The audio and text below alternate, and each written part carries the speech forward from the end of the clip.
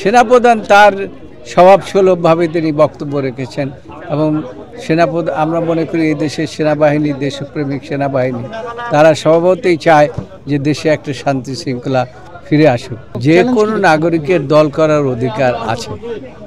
তো ছাত্রদের উচিত হচ্ছে তাদেরকে প্রাথমিক দায়িত্ব হলো পড়াশোনায় মনোনিবেশ করা, তারপরে রাজনৈতিক দল করা। আলোচনা এখনো চলছে। আজকের এই বর্ধিত সভা দীর্ঘ 6 বছর পরে 18 সনের পরে এই প্রথম বর্ধিত সভা, ফ্যাসিস্ট সরকারের বিদায় পরে এত বছর কোনো কিছু করা সম্ভব হয়নি। প্রথম কারণ হলো যে আমাদের দেশনেত্রী বেগম খালেদা জিয়ার বিরুদ্ধে মিথ্যা মামলা, হয়রানিমূলক মামলা দিয়ে তাকে আটকে রেখেছিলেন এবং আজকে মুক্ত অবস্থায় বাংলাদেশের মানুষ এই বর্ধিত সভায় অংশগ্রহণ করেছে এবং সারা তৃণমূল পর্যায়ে মানুষের অংশগ্রহণ করেছে এবং আমাদের নেতা জনাব তারেক রহমান বক্তব্য রেখেছেন এবং আপনারা জানেন যে বেগম খালেদা জিয়া তিনি চিকিৎসায় আছেন, সেখান থেকেও এই দেশের মানুষকে তিনি ভালোবাসেন সেটা বলেছেন এবং তিনি বলেছেন যে এই দলটিকে তিনি আরও বেগবান দেখতে চান এবং তৃণমূলের নেতৃবৃন্দদেরকে বার্তা দিয়েছেন।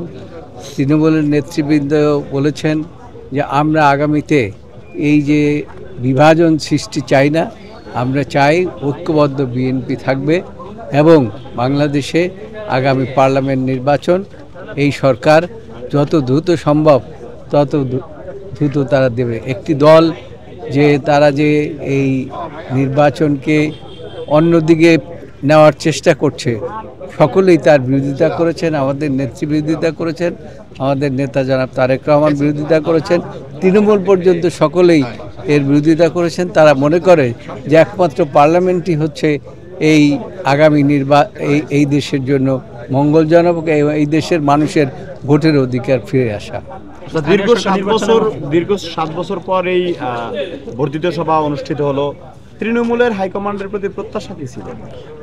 আমাদের তৃণমূলের হাইকমান্ডের প্রত্যাশা একটাই যে তারা বিগত দিনে আন্দোলন সংগ্রাম করেছে ফ্যাসিস্ট সরকারের বিরুদ্ধে এবং এই ফ্যাসিস্ট সরকারের পতন হয়েছে। এখন তারা দেশ গঠনে তাদেরকে আত্মনিয়োগ করবে। স্থানীয় সরকার নির্বাচন এবং জাতীয় নির্বাচন এ নিয়ে অনেক আলোচনা সমালোচনা হচ্ছে। এখন প্রতিটি তৃণমূল নেতৃবৃন্দের বক্তব্যই হচ্ছে যে আগে পার্লামেন্ট নির্বাচন, পরে স্থানীয় সরকার নির্বাচন। এইটা যখনই আপনারা আসবে তার আগে আপনারা জানতে পারবেন।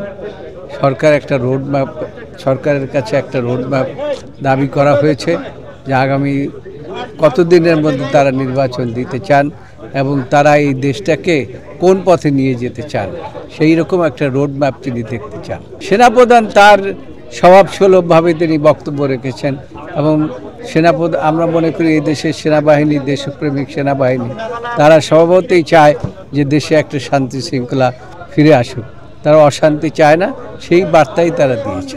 যে কোনো নাগরিকের দল করার অধিকার আছে। তো ছাত্রদের উচিত হচ্ছে তাদেরকে প্রাথমিক দায়িত্ব হলো পড়াশোনায় মনোনিবেশ করা, তারপরে রাজনৈতিক দল করা।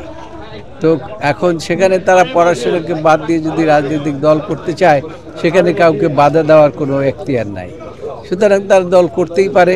এখন কথাটা হচ্ছে রাজনৈতিক দল নিয়ে তারা কি করতে চায় এবং তারা এই দেশটিকে কি পর্যায়ে দেখতে চায় সেটা আমাদেরকে অপেক্ষা করতে হবে।